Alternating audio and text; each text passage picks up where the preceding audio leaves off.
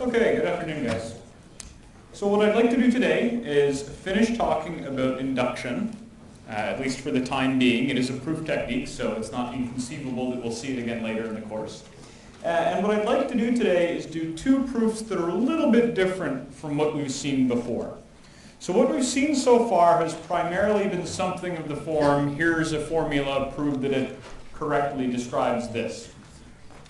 This is going to be a little bit different. This is going to be more word-based. And this is not the kind of thing we've seen a lot of, but it is something that comes up quite a bit later on in computer science, so you would be missing out if I didn't show you at least a few examples. So the first example we'll see is the following. Let n be a positive integer,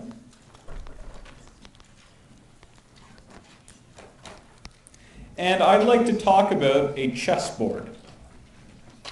So I want to prove that any 2 to the n by 2 to the n chessboard can be covered, any 2 to the n by 2 to the n chessboard with one piece removed.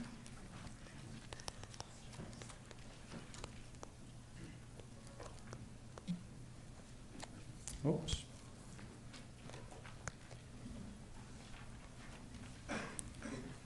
Can be covered with L-shaped pieces that cover 3 squares each.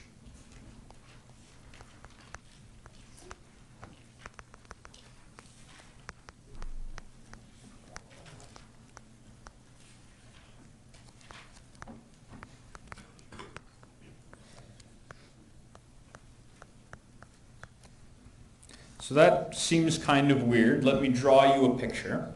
And in fact, drawing this picture will be the base case of the proof. So maybe I'll just jump right into the basis step.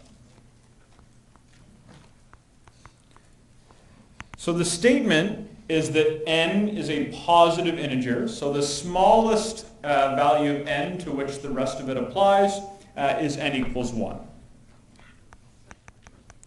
And if n equals 1, then we have a 2 to the 1 by 2 to the 1, which is a 2 by 2 chessboard. So what do they look like? Well, in general, a 2 by 2 chessboard looks like this. But I'm looking at a 2 by n by 2 to the n by 2 to the n chessboard with one piece removed. So how many chessboards are there with that property? Yeah, there's 4 of them, right? There's 4 squares, and if one of them is removed, well, it could be any one of those 4 squares. So these are the 4 chessboards, and I'll remove 1 square in each. So here I'll remove, let's say, this one. Here I'll remove this one, that one, and that one. So what is left is 4 chessboards, each with 1 square removed. And these are the only 4 such chessboards, right? There's no weird 5th one. So the claim is that for any 2 to the n by 2 to the n chessboard with 1 piece removed, I can cover it with L-shaped pieces. So these L-shaped pieces look like this, right? But possibly rotated.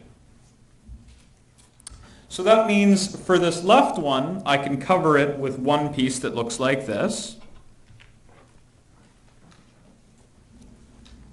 Does that make sense? All right, this is the basis step, remember. It's usually going to be easy. For this one, I can cover it like this. For this one, I can cover it like this. And for the final one, I can cover it like this. Right, so those are the possibilities. And because there's only 4 2 by 2 chessboards with 1 square removed, and I've shown how to tile each one of them, then I've done this proof exhaustively. Right? I've shown you it works for every possible situation. So is this okay? Is it clear what I'm trying to prove in general? It's the same thing except with a bigger board, but I still only have 1 piece removed. So my inductive hypothesis is what? What's my inductive hypothesis here? Yep. Right, so we would usually replace n by k, just so that it's clear that they're different. So assume that any 2 to the k by 2 to the k chessboard with one piece removed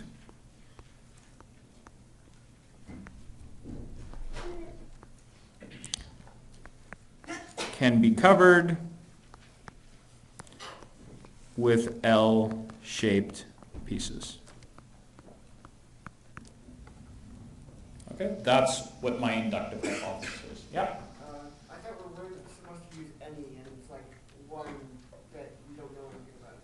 Right. So there's two things going on here. I'm claiming that this is true of any 2 to the k by 2 to the k board, but k is the thing that's arbitrary.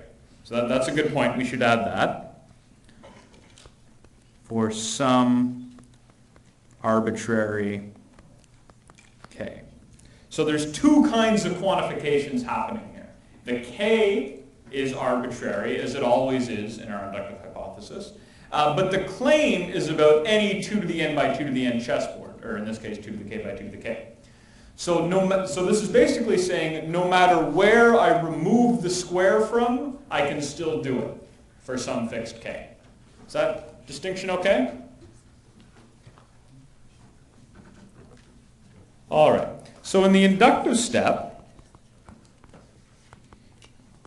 what do I want to show? Well, I want to show that any 2 to the k plus 1 by 2 to the k plus 1 chessboard with one piece removed can be covered with L-shaped tiles.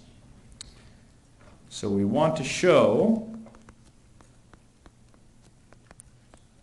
that any 2 to the k plus 1 by 2 to the k plus 1 chessboard with one piece removed can be covered with L-shaped pieces. So what that means is I'm going to get an arbitrary chessboard that has size 2 to the k plus 1 by 2 to the k plus 1 with one square removed. So what that means is we have this chessboard. It's pretty big. It's 2 to the k plus 1 by 2 to the k plus 1. And somewhere in it, there's a square removed. So this square here has been taken out. And I want to prove that I can tile the rest of it. That's what I would like to prove. And in doing that, it will probably be handy to somewhere use my inductive hypothesis. How can I get my inductive hypothesis into this? Yeah? Divide this into 4 equal sections. Okay, so if I divide it into 4 sections, that's a good idea. If I divide this into 4 sections, what are the dimensions of each section? Right, each individual section will be 2 to the k by 2 to the k. Right, because 2 times 2 to the k is 2 to the k plus 1. So that's good. Now you might say, well, by induction, I can do certain things. So what's one thing I can do by induction? Can I tile anything by induction yet? Yeah? Top right one. Yeah, I can tile this by induction.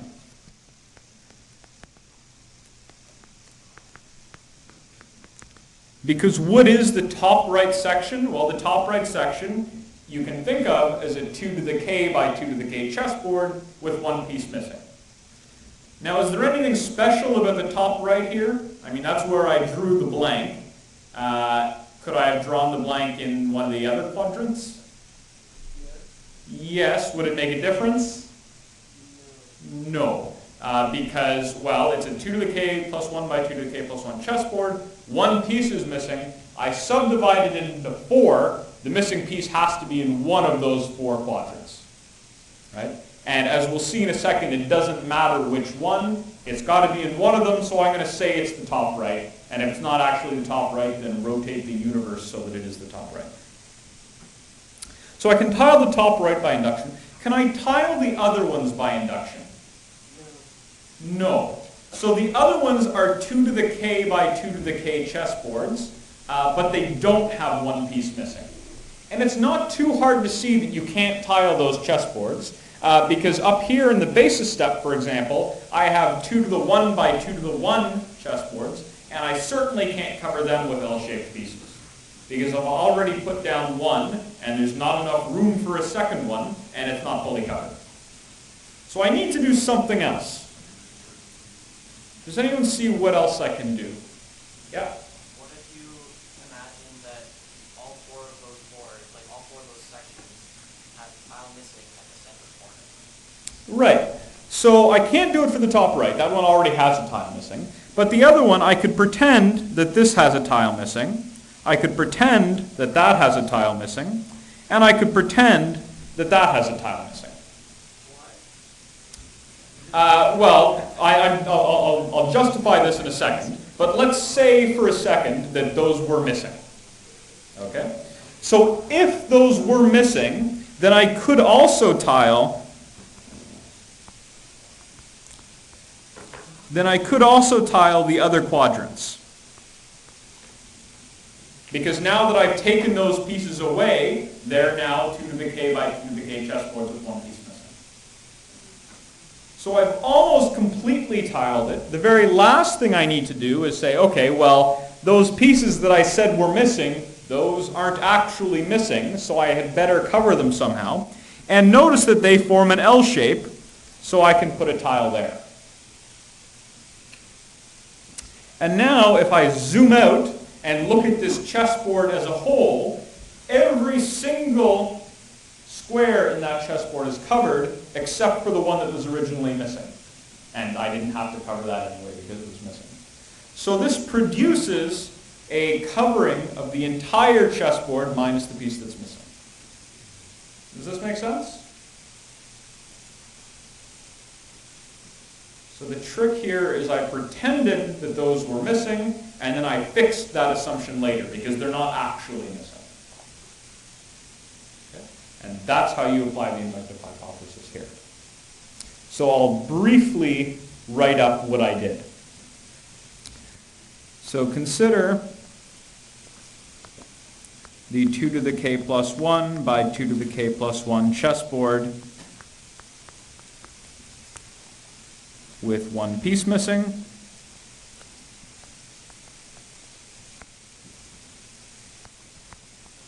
Divide it in half in both directions to produce 4 2 to the k by 2 to the k chessboards. The missing square has to be in one of those, so let's say it's the top right.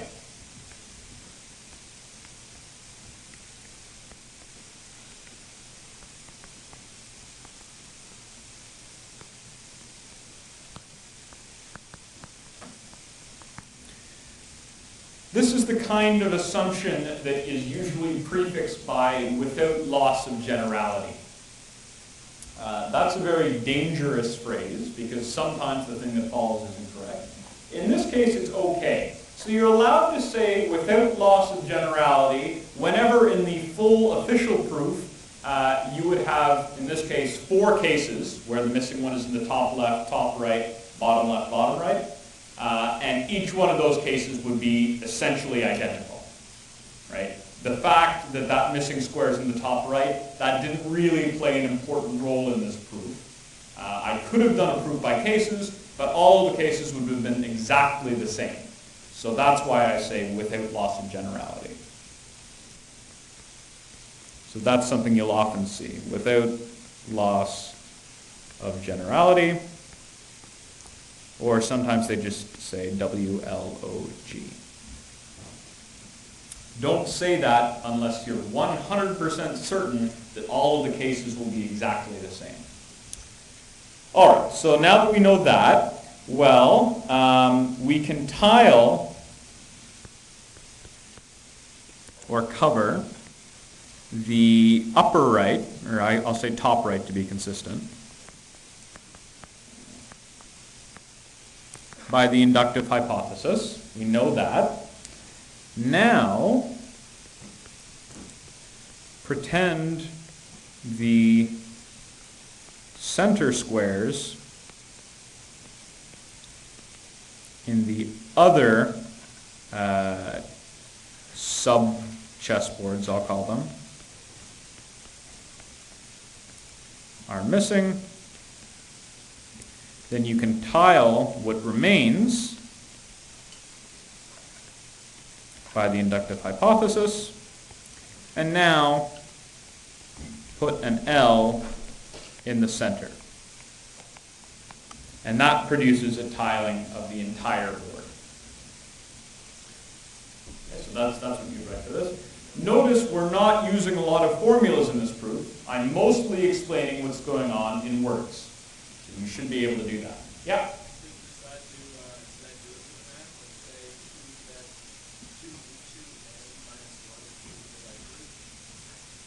So you would still need to give a tiling, or you could try to prove it non-constructively. You would need a little bit more than that. You would need to prove that that divisibility means that there exists a tiling. Yeah. Other questions?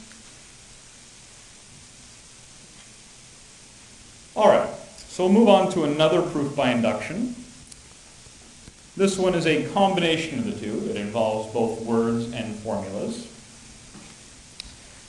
I want to prove that given at least two lines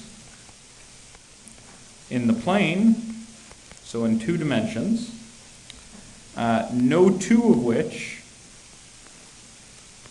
are parallel, the total number of intersections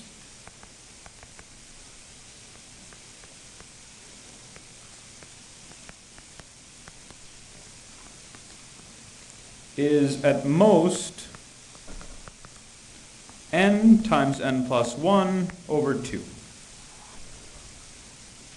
And to solve this, you need a fact that maybe you don't know. And I'm going to give this to you. You don't have to prove it. The fact is that non-parallel lines intersect in exactly 1 point.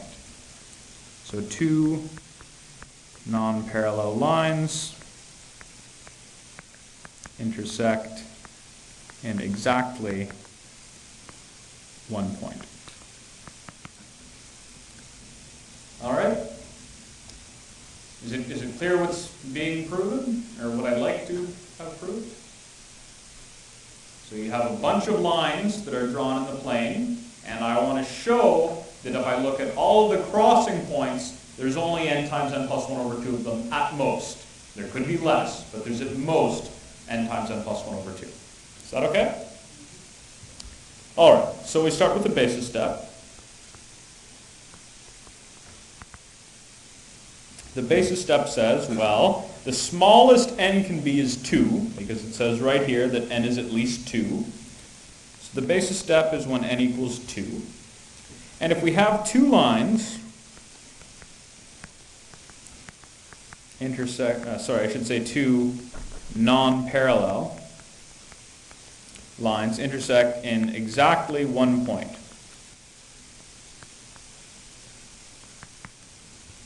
Right, that's the fact that I just gave you.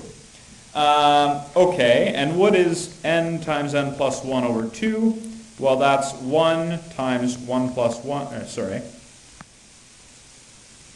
2 times 2 plus 1 over 2, which is 3, right? These cancel, and we get 3. So how many intersections are there? 1. How many am I allowed to have? 3. So is the statement true? Yeah, because 1 is less than or equal to 3.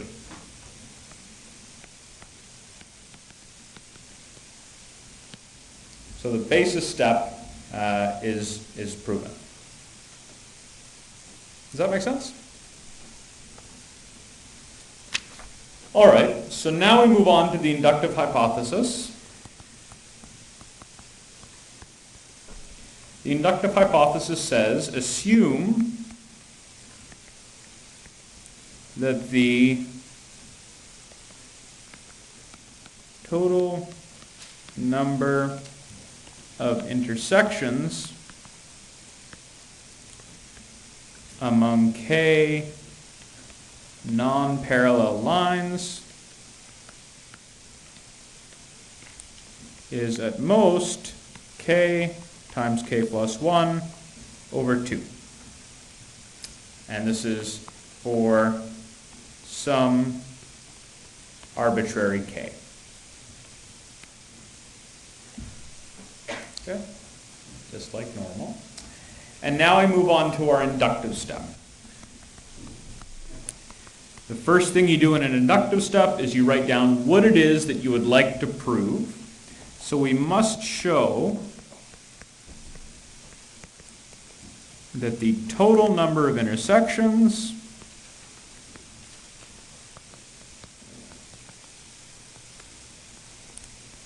among k plus 1 non-parallel lines is what? K plus 1 times k plus 2 over 2, right? You sub in k plus 1 for n. Is at most that, sorry. All right? All right, so again, what you do is you start in the situation that corresponds to k plus 1. So we're given k plus 1 lines. So suppose we have k plus 1 lines. You definitely don't start this by saying, suppose we have k lines. That's not how you do this. You start with the instance of having k plus 1. All right. So suppose we have k plus 1 lines. That's not helpful to us right away because we don't know anything about k plus 1 lines. But we do know something about k lines. So the trick you do is the usual one. You take a line away. Now the first question you have to ask yourself is, am I allowed to take a line away? So is there always a line to remove here? Yeah, so k is at least 2, which means k plus 1 is at least 3, which means I can always remove a line. There's always one line to remove. So I remove a line to leave k lines. Right? If I have k plus 1 lines and I take one line away, I have k lines. So by the inductive hypothesis, how many intersections do I have? Yeah, I have at most k times k plus 1. Oops, write that again, it's kind of messy. K times k plus 1 over 2. All right. And what I need to do now is get back to the situation of having k plus 1 lines. So if I removed a line, I now need to add that line back in.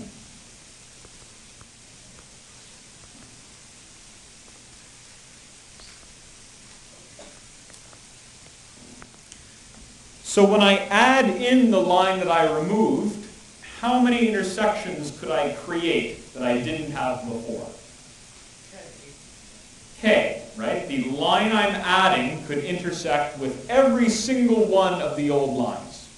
It might not, but it could. So I have at most k new intersections.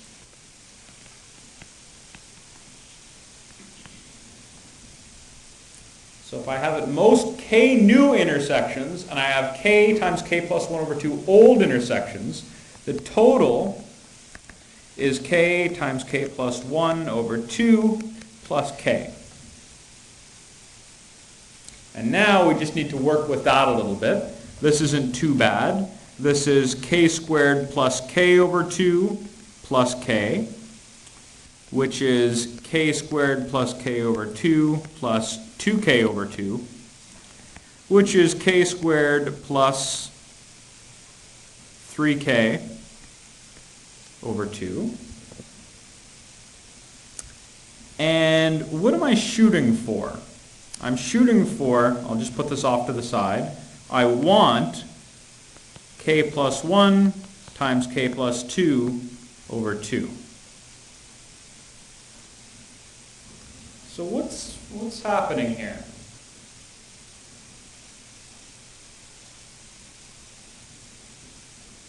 So let's work with this a little bit. This thing here is k squared plus 3k plus 2 over 2, if you expand that out. So I want k squared plus 3k plus 2 over 2, but I only have k squared plus 3k over 2. So is that a problem? Right, it's just an inequality. So k squared plus 3k is definitely less than or equal to k squared plus 3k plus 2 over 2. Right? I'm not trying to prove that it's equal, I'm just trying to prove an inequality.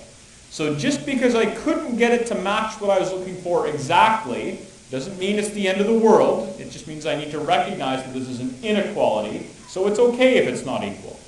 And then to really finish things off, I would end by saying this.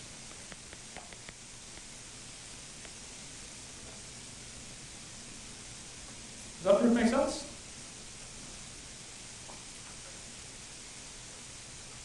So one thing you can do if you have some free time is put down a bunch of lines in such a way that the number of intersections is very big. So if you just do the sort of naive thing where I have 3 lines, I have 3 points of intersection, but apparently I should be able to get much more. Maybe you can't do anything for 3 lines, but try it for 4 lines, 5 lines, 6 lines. See if you can get it up close to this n times n plus 1 over 2. It's kind of an interesting exercise.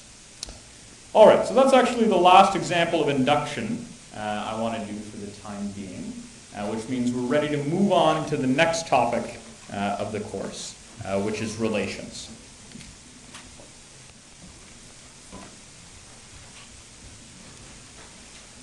So we've already kind of seen relations. We saw functions, and a lot of the time when we were thinking about functions, I deferred a few things until later. Right? So one of the things I deferred was like, oh, what if you want a function that maps one input to multiple outputs? I said, you can't do that with functions, but there's other stuff that you can do that with. And the other stuff is relations. So relations, just like functions, work on sets. So what a function does is it takes one set and maps it to another set. Relations do a very similar thing. They associate elements of sets together. So relations between elements of sets are very common. So here's some examples of what I mean by a relation. So sets of people related by the father relation. That's one example. So I have a father. My sister also has a father, and it's the same person. So we're both related to the same element. If you think of that in terms of functions, that would mean father of John equals Bob, and father of Lori equals Bob. That's not a contradiction. That would be modeled perfectly well as a function if we wanted to. What wouldn't work, though, would be kind of the opposite thing, where if we had a function that was like son. So son of Bob, well, I guess I shouldn't say son. A child of Bob would be both John and Lori. And that's not allowed in functions, because a single input gives a single output. Okay? So that's why we need this other thing. That's why we need relations. So that's one example, sets of people related by the father or the child or the son or whatever relation. Another example would be employees related to companies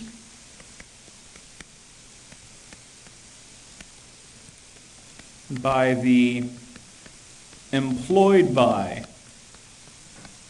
relation.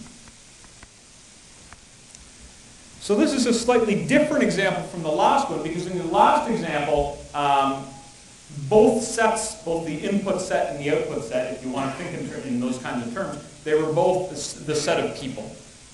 So if you look at the father relation, both ends of that are people. If you look at the employed by relation, well, one end is a person, the other end is a company. So they don't have to be the same set, as this example shows. And we even talk about them in sort of real math. So integers are related to other integers by the divisible by relation. And obviously there's many, many other examples of relations between elements of sets. So that's the intuitive definition for what I would like to talk about, but it's not the real mathematical definition. So I'll give you the real mathematical definition. Okay? So let A and B be sets. A binary relation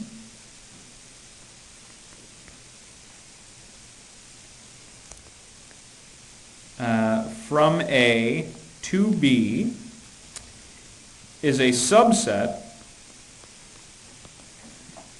of A cross B. So a subset of the Cartesian product of A and B. And if you remember back when I was talking about sets, I said that there was this weird other operation that you did on sets, the Cartesian product, and we would need it later. Well, now is later. So if you remember, the Cartesian product is the set of ordered pairs where the first thing is from A and the second thing is from B.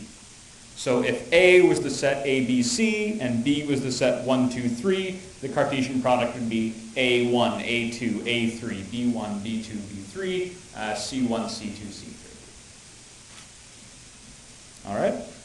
So this means that a binary relation is a set of ordered pairs. That's all a relation is. A relation is a special type of set. It's the type of set where all of the contents are ordered pairs, so a subset of A cross B. So we're going to talk a lot about relations, but you should remember that at its core, that's all a relation is. It's a subset of a Cartesian product. That's all it is. We have a lot of notation, as you can imagine. So I'm going to name this relation R. So a binary relation R is a set of ordered pairs. We write A, R, B to mean that AB, the ordered pair AB, is in the relation. So that's one notation. We write A is not RB to mean that AB is not in R. I'm giving this notation because some books use it. To be honest, I will almost always just write it out as if it were a set. I find that much easier to understand, but you might see it, so I will let you know about that notation. What we say that we say A is related to B by R if that ordered pair is in the relation.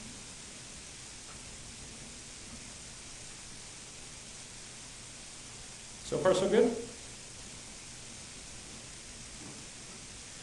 once we start to see some examples, if this seems a bit abstract to you, once we see some examples, this will hopefully become clear. So I've used this term binary relation a few times, and the reason is we have two sets, A and B, but nothing I've said here would start to break down if we add more. So I could have A and B and C, and then my relation would be a subset of A cross B cross C cross D. And then instead of ordered pairs, it would be ordered triples or quadruples or whatever you like. So such relations are binary because A cross B consists of pairs. Okay. In general,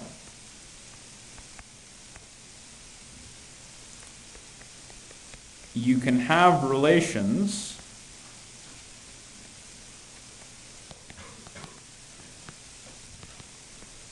that are subsets of A cross B cross C cross D and so on, however much you like. And what this does is it gives us an n-ary relation. So instead of binary, it's n-ary. We just concentrate on the binary case. That's the only thing we need to worry about in this course. So our relations will always have two sets that we're interested in. It'll always be a subset of A cross B, or whatever I've named the sets. All right, so let's see some examples to make this a little bit clearer. Let's say A is the set of students at Carleton, and B is the set of courses at Carleton. All right, and we can let R be the enrolled in relation. So what that means is that AB is in R if and only if student A is enrolled in course B. And notice that we can't really model this as a function because each student can be registered in multiple courses and each course can have multiple students. So it doesn't really make sense to talk about this as a function. This sort of has to be a relation. But that's not always true. So all functions are relations, but not necessarily the other way. And when I say that a function is a relation, you sort of have to take that with a grain of salt, right? A function isn't a set, but if you looked at the set of inputs cross outputs, and the function is a subset of that, then it is the same. So it's not exactly the same structure, but there's an equivalent relation for every function, but not the other way around, is what would be a better way of saying that. All right. So sometimes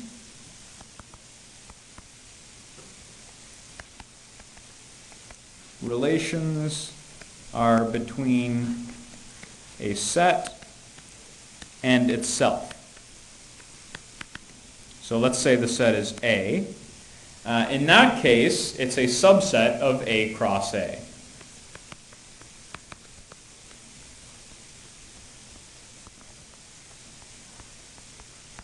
And we already saw an example of that, right? That's like the sibling of relation. That relates people to people. So in that case, it would be a subset of the set of people cross the set of people. In this case, we just say that the relation is on the set A. Right? In the previous example of students and courses at Carleton, we'd say that the relation is on the sets A and B, or between the sets A and B. Well, in the case that both sets are the same, you would just say it's on the set A. All right, so let's see some examples of relations. So let A be the set 1, 2, 3, 4. What ordered pairs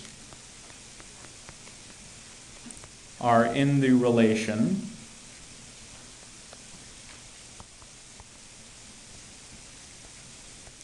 A comma B such that A divides B? So this divides relation is a very common relation example. So if you don't understand what it means for one number to divide another, now is the time to figure that out. So there's a few ways to represent a relation, just like there's a few ways to represent a function. So when we're talking about functions, one way was to write out all of the inputs and their outputs. And that's kind of clumsy, and it really doesn't work for infinite functions because you have to do a lot of writing. The other way was we had these diagrams where we had, a bubble on the left with arrows to a bubble on the right. And both of those apply to relations as well, just with slightly different rules. So first, I'm going to write out the pairs explicitly. So let's think about 1 as our starting number. So what does 1 divide in this set? 1 divides 1. Does 1 divide 2? Does 1 divide 3? Yes. And 1 divides 4, right? Because 4 divided by 1 is 4, which is an integer. So that's a good start. And notice that we've kind of exhausted all of the possibilities for 1, because there's only 4 things in the set. What about 2? Does 2 divide 1? No, because 1 divided by 2 is not an integer. So I don't put 2, 1. Can I put 2, 2? Yes, because 2 divides 2, the answer is 1. 2, 3. Does 2 divide 3? No, because 3 divided by 2 is not an integer. Does 2 divide 4? Yes, because 4 divided by 2 is 2, which is an integer. So 2, 4 I have. And that's all the possibilities for 2, because I check 1, 2, 3, and 4, and the set I'm doing this relation on is 1 through 4. So we start with 3. Does 3 divide 1? No, because 1 divided by 3 is not an integer. Does 3 divide 2? No. Does 3 divide 3? Yes, the answer is 1. Does 3 divide 4? No, because 4 divided by 3 is not an integer. Okay, so 3 is done. The only one we had to put is 3. So we start on 4. Does 4 divide 1? No. Does 4 divide 2? No. Does 4 divide 3? Does 4 divide 4? Yes. And then we're done because there's nothing after 4, because this set stops at 4. So this is the entire relation, and it's a set. I've written it in numerical order because that's how I figured it out, but of course the set doesn't have order to it, so you could write this in whatever order you wanted. That being said, if you're writing it for the TA, they will probably expect it in some kind of pattern. All right, you can represent this in other ways. So we can also represent this as a diagram, just like before. We have the set A, 1, 2, 3, 4. And we have the set A again, 1, 2, 3, 4. And I will have connections that are directed, so with an arrow, whenever that pair is present in the relation. So I have 1, 1. I have 1, 2. I have 1, 3. And I have 1, 4. And notice right away we see that this would never work as a function because I have one thing on the left with multiple outgoing arrows. And that doesn't work in a function. 2 is related to 2 and 4. 3 is related to 3, and 4 is related to 4. So that would be the diagram way of representing this relation. There's also another way of doing it.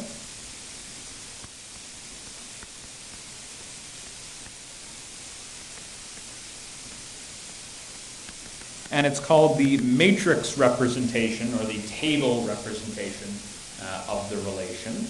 And this is not something we did for functions. This is new. So you make a table, although it's really just a matrix in disguise. And you have rows and columns for everything in your set. And you put an X if they're related, where the first thing is from the top column,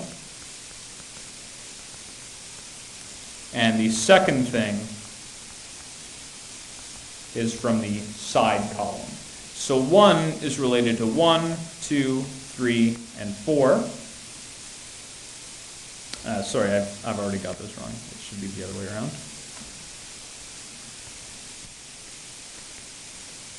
2 is related to 2 and 4. 3 is only related to 3, and 4 is only related to 4. Does that make sense? So just for the sake of concreteness, I'll call this the table representation. If you put 1s for x's and 0s for blanks, that would be the matrix representation. So you could also say it like this: 1, 1, 1, 1, 0, 1, 0, 1, 0, 0, 1, 0, 0, 0, 0, 1. That would be the matrix representation, and this would be the table representation. It's not too hard to see that they're basically the same thing. Any questions about these representations for relations? Is that okay? All right, so let's see some examples of relations, more examples, maybe something a little more numerical. So I'm going to define a couple. R1 is the set of pairs AB such that A is less than or equal to B. That's one relation. R2 is the set of pairs AB such that A is greater than B. That's another perfectly good relation. And notice that these aren't really well defined. What have I not said? Why don't these make sense? Where am I getting A and B from? So these are relations on A, which is the set of integers, let's say. Okay, so remember, you always have to specify what set the relation is on. So maybe R3 can be the set A comma B such that A equals B, or A equals minus B over the set of integers. That's how you would say that in general. R4, you could say it's A comma B such that A equals B over the set of integers, as an example. Another example would be A comma B such that A equals B plus 1, again over the integers. And another example would be R6, A comma B such that A plus B is less than or equal to 3, again over the set of integers. So these are just a bunch of examples. And now I'd like to go through and talk about what's in these relations now that I have them. So let's talk about 1 comma 1.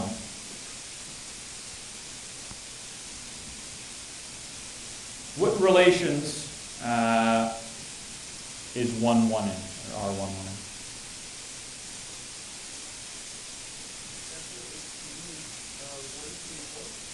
Okay, so it's in R1 because 1 is less than or equal to 1. Is it in R2? Well, it would be in R2 if 1 were greater than 1, which it's not, so it's not in R2. Is it in R3? Well, 1 equals 1 or 1 equals minus 1. Well, that's true because the left thing is true. So it is in R3. Is it in R4? Well, 1 equals 1, so the answer is yes. Is it in R5? Well, that's saying is 1 equal to 2, so the answer is no. And is it in R6? Well, that's saying is 1 plus 1 less than or equal to 3? 1 plus 1 is 2, and 2 is less than or equal to 3, so it is indeed in R6 as well. So 1, 1 is in R1, R3, R4, and R6. So that's one example. What about 1, 2? What's 1, 2 going to be in? So is 1, 2 going to be in R1? So it says 1 is less than or equal to 2, which is true. So it is indeed in R1.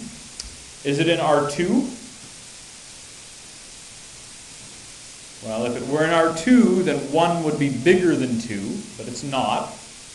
Is it in R3? Well, is 1 equal to 2? No. Is 1 equal to minus 2? No, so it's not in 3.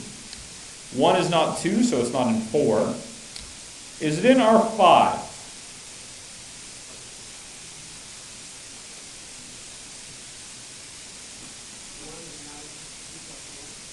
Right, so R5 is telling you that order matters, right? They're ordered pairs.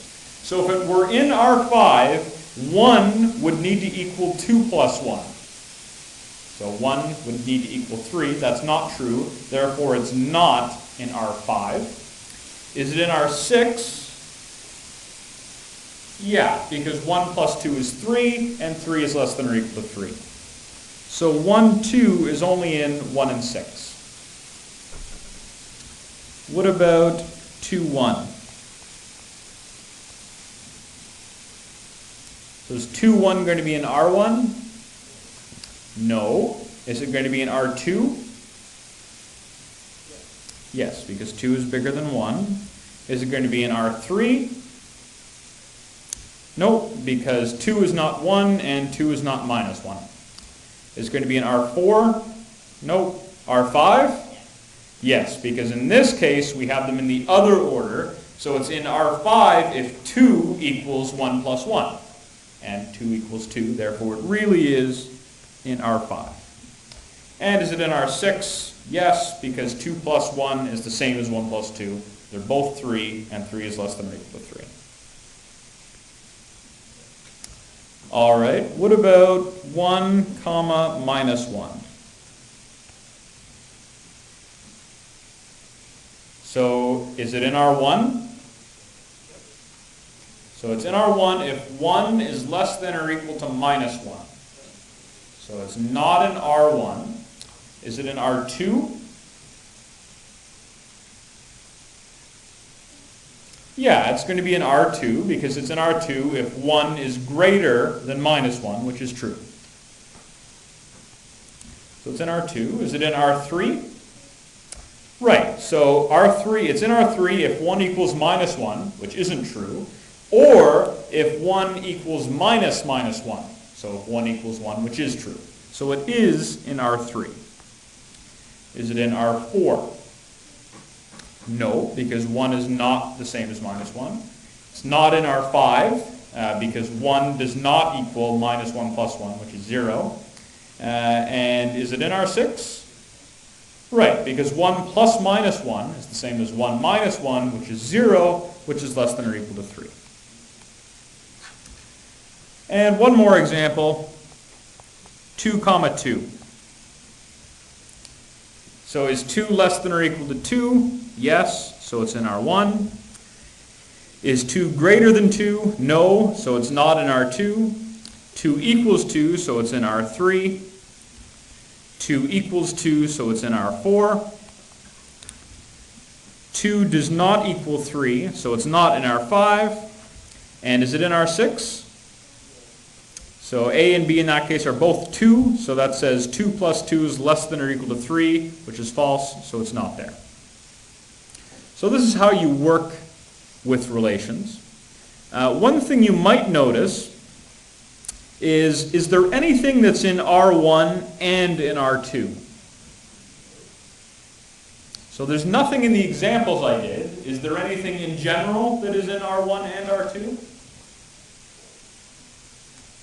No, because there's no numbers A and B such that A is less than or equal to B and A is greater than B at the same time. So somehow R1 and R2 are mutually exclusive. You can't have something that's in both of those. And we'll come back to that idea a little bit later when we talk about the kinds of operations you can do with relations. But before we do that, I'd like to talk a little bit about the properties that relations can have.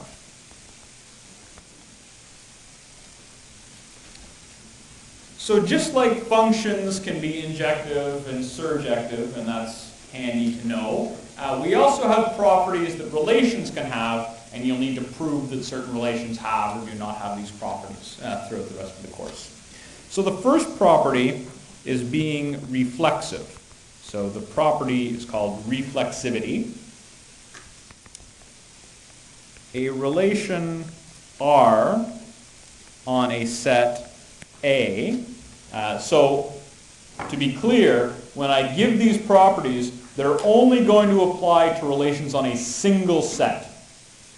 Okay, they're not going to apply to relations on a set A and B, or from a set A to a set B. This is only going to apply to a relation on a single set A. So a relation R on a set A is reflexive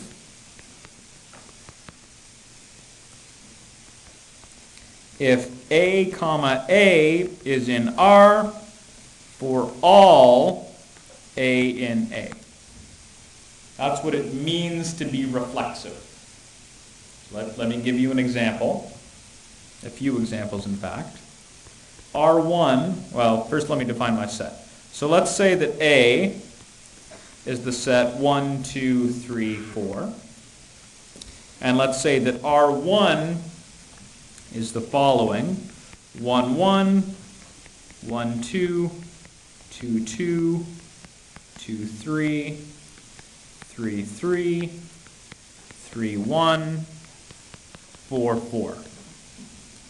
So is this thing going to be reflexive? Yes. To answer this question, you ask yourself, okay, what is my set A? My set A is 1, 2, 3, 4.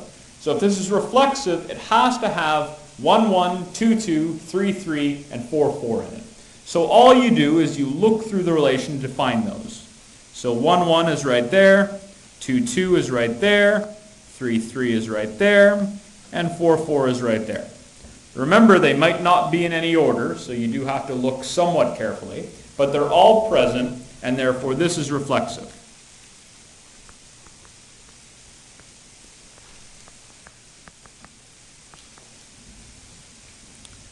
All right, so let's see what happens when it's not reflexive.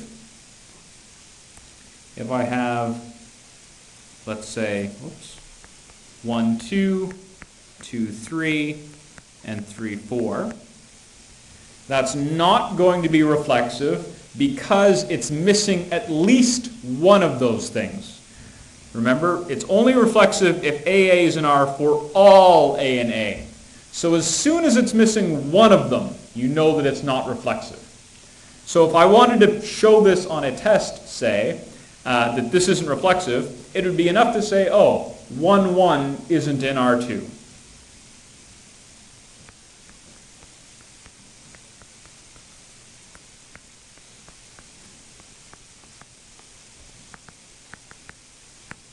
Right? It's also true that 3, 3, 4, 4, and 2, 2 aren't there, but just missing one is sufficient. Here's another example. 1, 1, 2, 2, 3, 3, 1, 4. Exact same thing. It has 3 of them, which is great, but it's missing the last one. So it's not reflexive. So 4, 4 is not in R3, therefore it is not reflexive. It's all or nothing. So those are some examples, but they're a little bit contrived because I've defined exactly what they are. They do come up in the real world though. So the divides relation over the integers is reflexive. Why is that relation reflexive? Yeah? Right, every number divides itself. The answer is 1.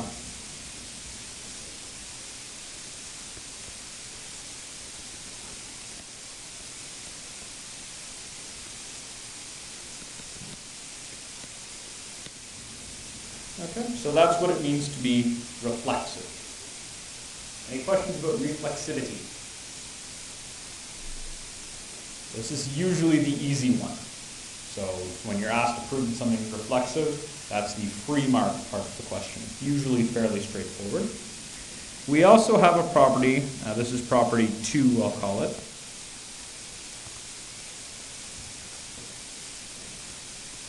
And it's called symmetry.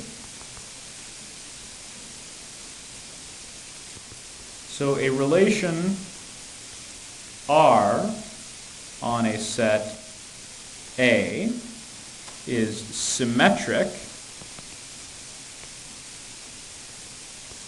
if whenever you have a B in R, you also have BA in R. For all A and B in A. So remember, the definition of symmetric has an implication in it, which means if the thing on the left isn't true, it's false, well, that's okay. That doesn't hurt being symmetric. So I'll give examples of that in a second. But just keep in mind that this is an implication. So before I do examples of symmetric relations, I wanted to find something that's very similar, but the opposite. And that's the idea of being antisymmetric. And as we'll see soon, opposite might mean different things to different people. So a relation R on a set A is antisymmetric. Is antisymmetric if the following thing is true. If you have a B in R and you have BA in R, then A equals B. And this is true for all A and B in A. So symmetry says whenever you have one pair, you also have the mirror of that pair, if you like. So the same pair but in the other order. So if you have 1, 2, you have 2, 1. Antisymmetry says you only have that if both things in the pair are equal. So if you have 1, 2 and 2, 1, then you're not antisymmetric because 1 does not equal 2. Is that okay? So we'll see examples now, actually. So let's have our usual set, A equals 1, 2, 3, 4. And I'm going to define some relations. So R1 is the following. It's 1, 1, 1, 2, 2, 1, 2, 2, 3, 4, 4, 1, and 4, 4. And I want to know, is it symmetric? Is it antisymmetric? So let's start with symmetric. So is this thing symmetric? Right, exactly. So the way you check this is you go through pair by pair and make sure that the pair in the other order is also there. So I start here, 1, 1. If it's symmetric, 1, 1 had also better be there, and it is. It's right here. Next one's 1, 2. If it's symmetric, then 2, 1 had better be there, and it is. It's right here. Next one's 2, 1, and I have 1, 2. Next one's 2, 2, and I have 2, 2. Next one's 3, 4, so I had better have 4, 3, but I don't. So that means it's not symmetric. No, since 3, 4 is in R1, but 4, 3 is not in R1. So it's not symmetric. What about antisymmetric?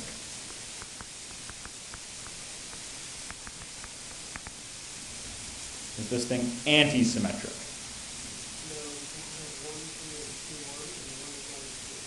Right. So to figure out if it's antisymmetric, what you do is you look for these pairs that are the opposite of each other, and you check to see, are the two things in the pair different? And if they are, then you're not antisymmetric. So this is not antisymmetric, since 1, 2 is in R1, and 2, 1 is in R1, but 1 does not equal 2. Right? Remember, both symmetry and antisymmetry are universally quantified.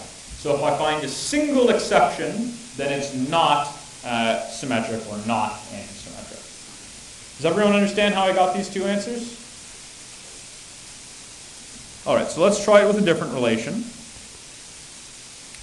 Let's say R2 is 1, 1, 1, 2, 1, 4, 2, 1, 2, 2, 3, 3, and 4, 1. Is this thing symmetric?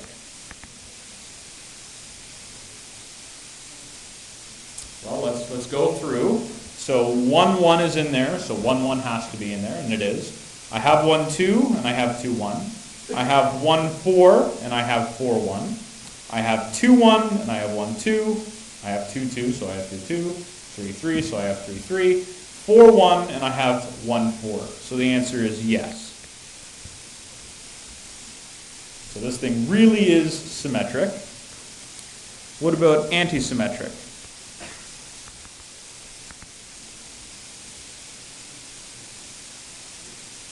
Okay, so if it's not antisymmetric, why not?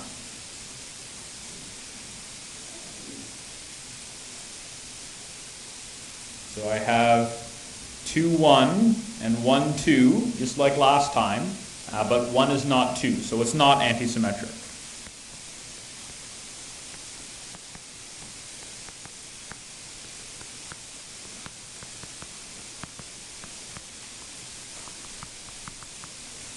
Okay, so it's not antisymmetric. Let's do another example. R3 is 2, 1, 3, 1, 3, 2, 4, 1, 4, 2, and 4, 3. So is this thing symmetric? No. So why not? Exactly. So no, since 2, 1 is in R3, but 1, 2 is not in R3. What about antisymmetric? Yes. So 2, 1, I had better not have 1, 2, and I don't. 3, 1, I had better not have 1, 3, and I don't.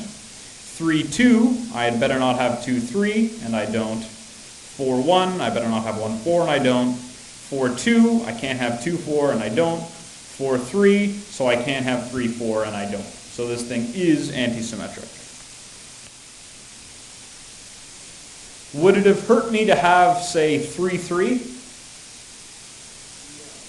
No, because I am allowed to have the opposite pair as long as they're equal. All right, one more example. R4, and it consists of 1, 1 and 2, 2. Is this thing symmetric?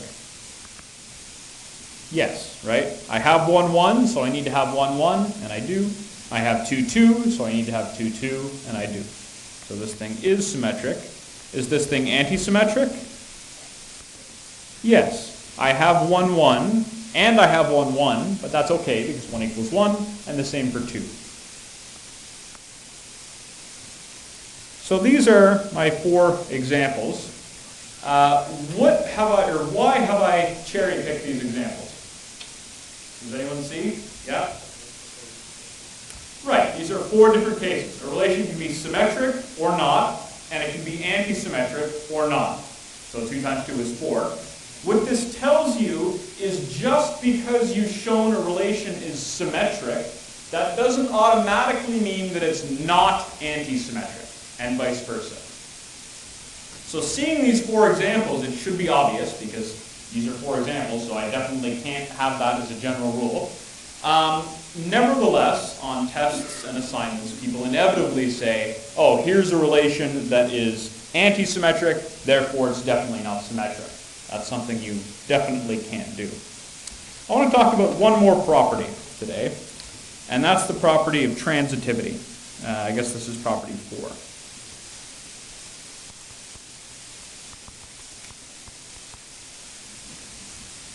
So a relation R on a set A is transitive if for all A, B, and C in A, we have the following: A, B in R and BC in R implies that AC is in R. So if you have A is related to B and B is related to C, then A is also related to C. You can somehow exclude the middle. This is the transitive property.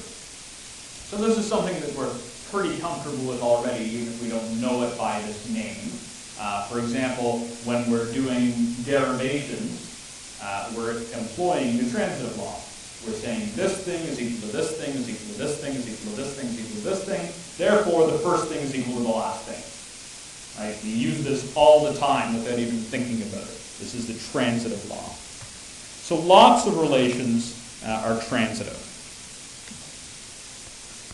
And I'll give a few examples. AB such that A is less than or equal to B is transitive. This is over Z, I should say.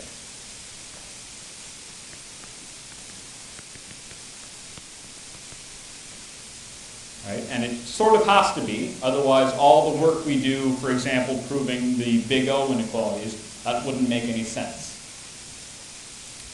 Another one would be A comma B such that A is greater than B over Z.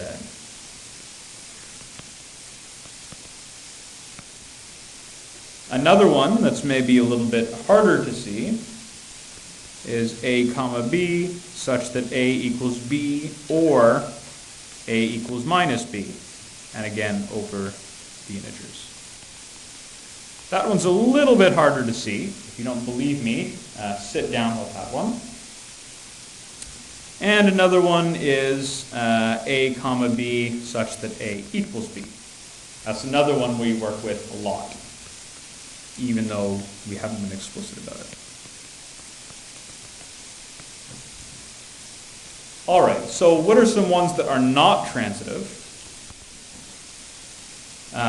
Well, A comma B such that A equals B plus 1 over Z is not transitive.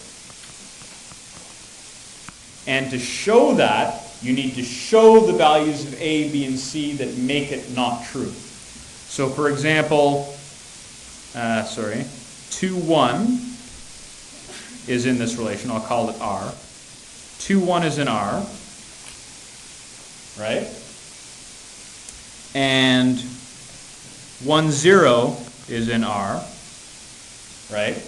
And if this were transitive, then I should have that 2, 0 is in R, but it's not.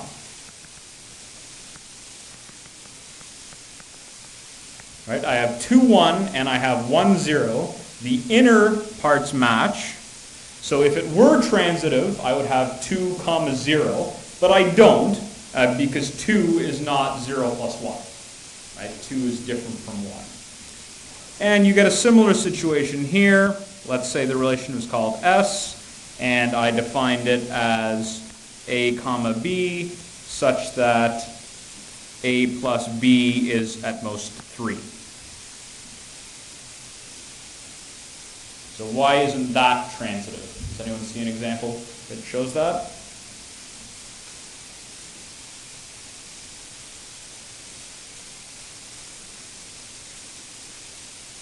Yep. 3, 0 is an S. Yep. 2 and 1 is an S. That's true. The problem is I don't have this thing where they match. So I need to have them matching. So instead I'll change this. So 3, 0 is an S. 0, 3 is an S. These zeros match. So it should be that 3, 3 is an S. But 3, 3, well, 3 plus 3 is 6, which is definitely not less than or equal to 3, so it's not an S, and therefore that's not transitive. Another example is the divides relation.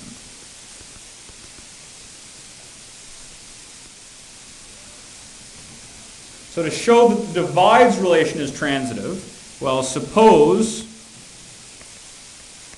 that A divides B.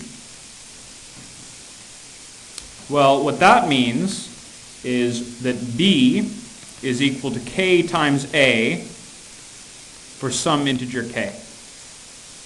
Right, that's what it means to divide, because when you divide B by A, you'll get K, which is an integer. And furthermore, suppose that B divides C. Well, the exact same logic, I'm going to change this from K to a K1, is now that C equals K2B. And here K2 is an integer. And what I'd like to know is whether or not A divides C.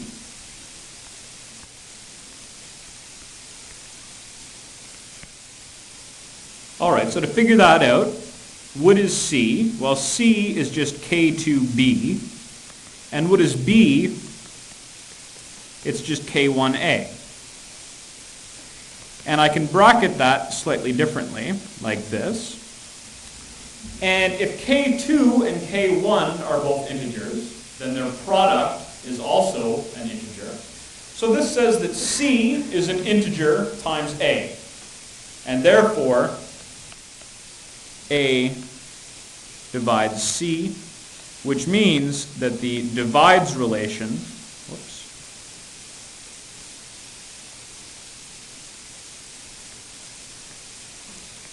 is indeed transitive. Right? Because A, B, and C could be anything. Questions about that? All right, so we've covered the properties that relations can have, and next time we'll see what happens when we start combining these things together.